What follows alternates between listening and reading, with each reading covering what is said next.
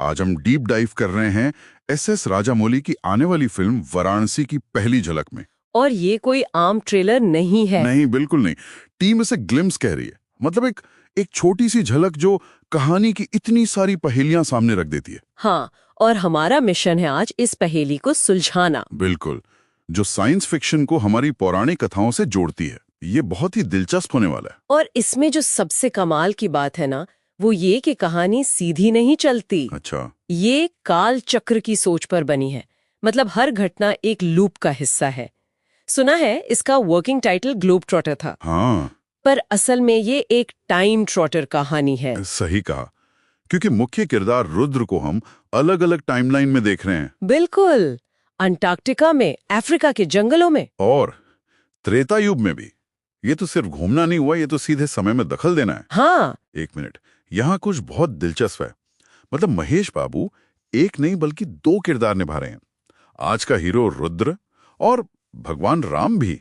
हाँ, और ये दोहरापन ही कहानी का दिल है एक तरह से। कैसे?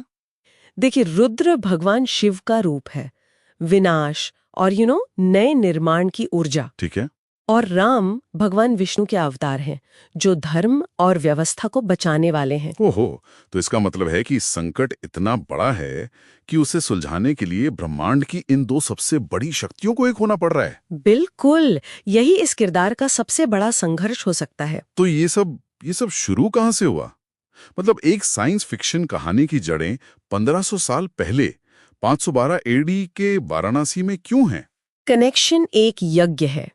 512 ईस्वी में वाराणसी के मणिकर्णिका घाट पर एक बहुत बड़ा यज्ञ हुआ, जो किसी वजह से असफल हो गया। असफल? हाँ, और उस वजह से गंगा नदी का प्रवाह रहस्यमयी तरीके से रुक गया। तो गंगा का रुकना सिर्फ एक घटना नहीं है? नहीं, ये समय के बहाव में आई एक बहुत बड़ी गड़बड़ का प्रतीक है। यही वो पहली गलती है जिसे ठीक करने के लिए रुद्र को भेजा गया है। अच्छा, तो उस प्राचीन गलती का असर आज मतलब 2027 में दिखा है? बिल्कुल। विश्लेषण कहता है कि शांभवी नाम का एक एस्टेरॉयड अंटार्कटिका से टकराता है और उस टक्कर से बर्फ के नीचे छिपी कोई प्राचीन तकनीक सामने आती है। हाँ, वही फिल्म का मैकगफिन है, वो चीज जो कहानी को आगे बढ़ाती है। और ये नाम शांभवी। हाँ, नामों का प्रतीकात्मक देखिए, शांभवी देवी पार्वती का एक नाम है जो शक्ति का प्रतीक है, और प्रियंका चोपड़ा का किरदार मंदकिनी, जो गंगा का ही दूसरा नाम है। सही।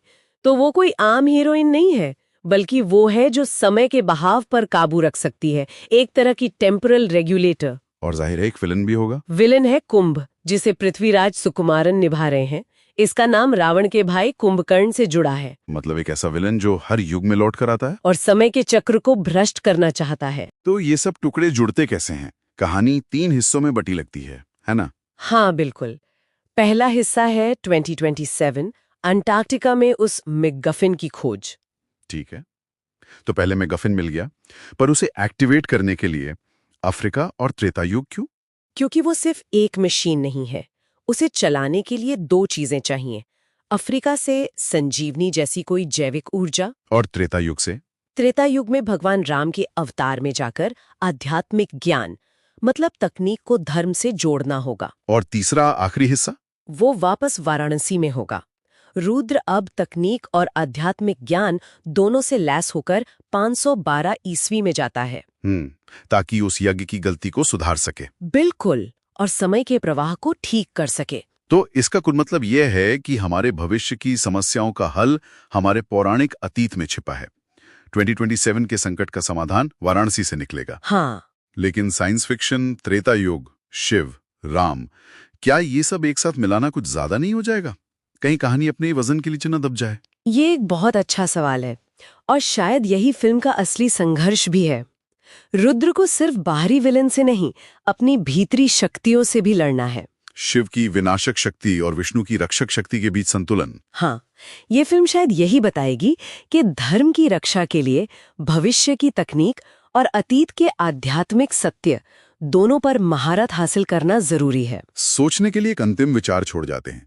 क्या हो अगर हमारे भविष्य की सबसे बड़ी लड़ाइयां वर्तमान में नहीं, बल्कि हमारे सबसे प्राचीन अतीत के अनसुलझे संघर्षों को सुलझाने में लड़ी जाती हो?